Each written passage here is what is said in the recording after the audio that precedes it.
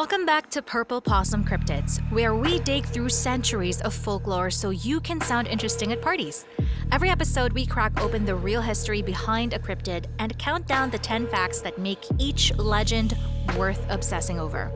This week's creature is the most reported cryptid in North America, shows up under a different name on nearly every continent, and somehow still doesn't have a single confirmed bone, tooth, or body to its name after more than a century of searching. Let's get into it. To understand Bigfoot, you actually have to start long before the name existed.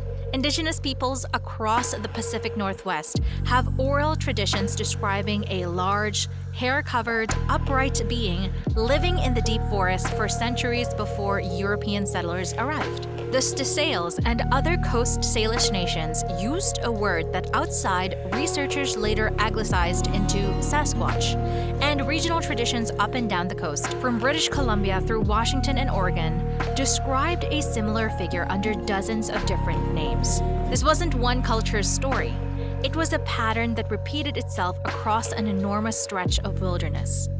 European settlers added their own reports over the following centuries, mostly scattered and mostly ignored outside the communities that experienced them. One of the more surprising mentions come from Theodore Roosevelt, who recorded a hunter's unsettling account of an ape-like creature in the Idaho backcountry in his 1893 book on wilderness hunting. Roosevelt clearly found the story disturbing enough to include, even while stopping short of vouching for it personally. The modern American obsession really begins in 1958 in Bluff Creek, California. A bulldozer operator named Jerry Crew found a trail of massive footprints circling his logging equipment. He made a plaster cast, brought it to the local paper, and a reporter ran the story under a nickname that stuck instantly: Bigfoot. The story went national within weeks. Here's the complicated part. In 2002, after Crew's boss Ray Wallace died, Wallace's own family came forward and said he had faked the original tracks using carved wooden feet strapped to his boots, purely as a workplace prank that spiraled out of control. That confession cast a permanent shadow over the case that launched the entire modern legend, and skeptics point to it as Exhibit A. But by the time Wallace's hoax came out, thousands of independent sighting reports had already piled up across North America, with no connection to him at all. Which means one prankster's boots don't really explain the whole phenomenon. 9 years after Bluff Creek made headlines, the same creek bed produced the footage that defines Bigfoot to this day. In October 1967, Roger Patterson and Bob Gimlin were riding through the area when they say they encountered the creature directly, and Patterson grabbed his camera. The resulting footage, known as the Patterson-Gimlin film, had been studied by anatomists, special effects artists, and skeptics for decades. Nobody has ever produced a costume from 1967 capable of replicating the figure's movement, and nobody has ever definitively proven the footage is genuine either. It remains the single most argued over piece of cryptid evidence in existence.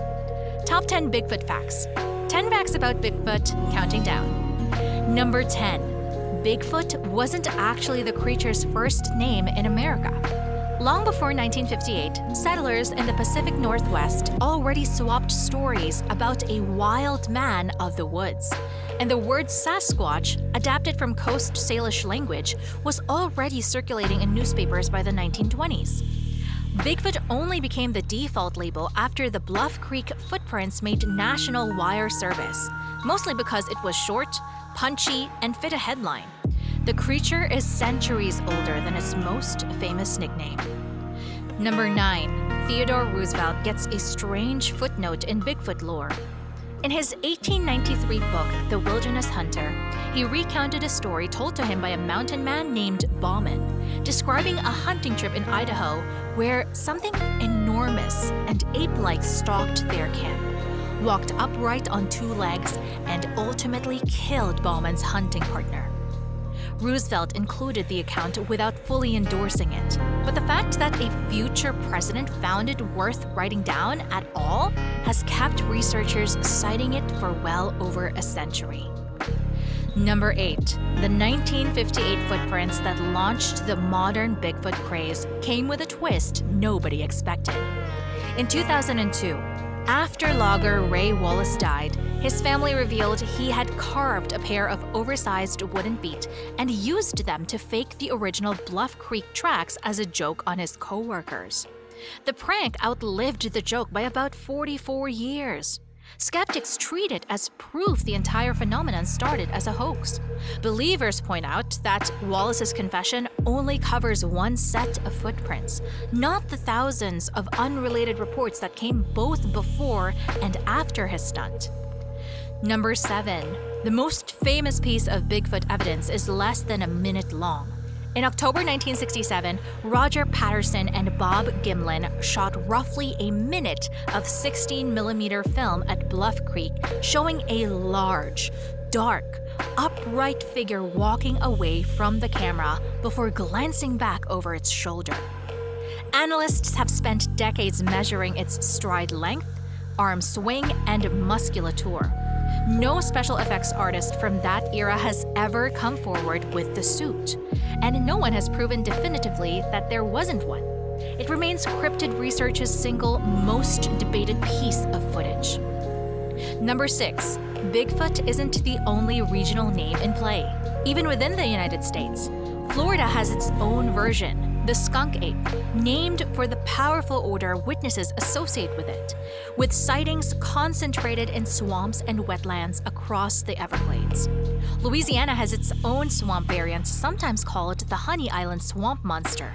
Both descriptions overlap heavily with Bigfoot reports out west, just with a distinctly southern accent and a lot more humidity.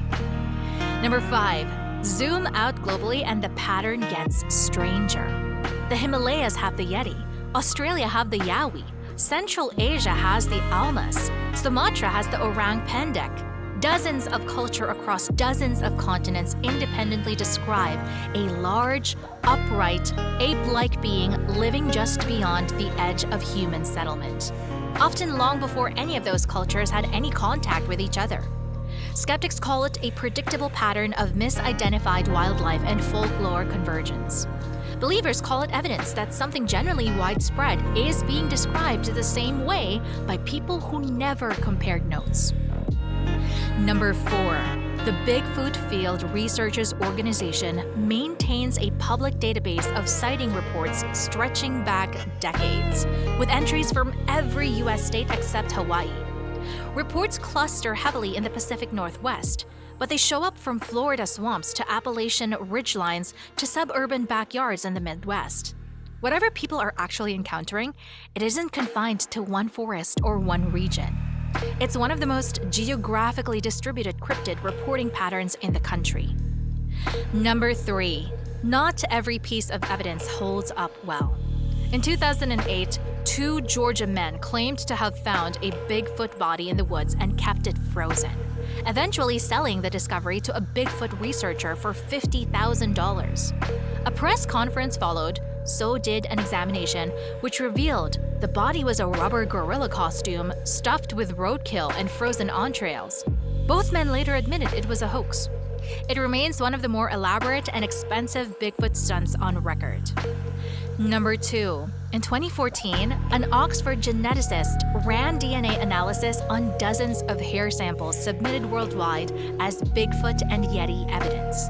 Most matched ordinary known animals: bears, cows, raccoons, even a dog.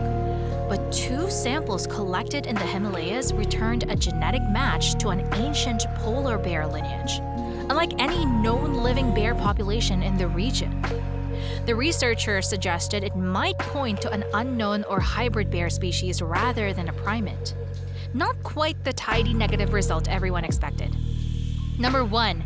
Despite over 60 years of organized searching, cameras in nearly every pocket in America, and a small industry of dedicated research, there is still no bone, no body, no confined physical remains of a Bigfoot anywhere. And yet, the reports haven't slowed down. New sighting submissions get logged every single year from every region of the country.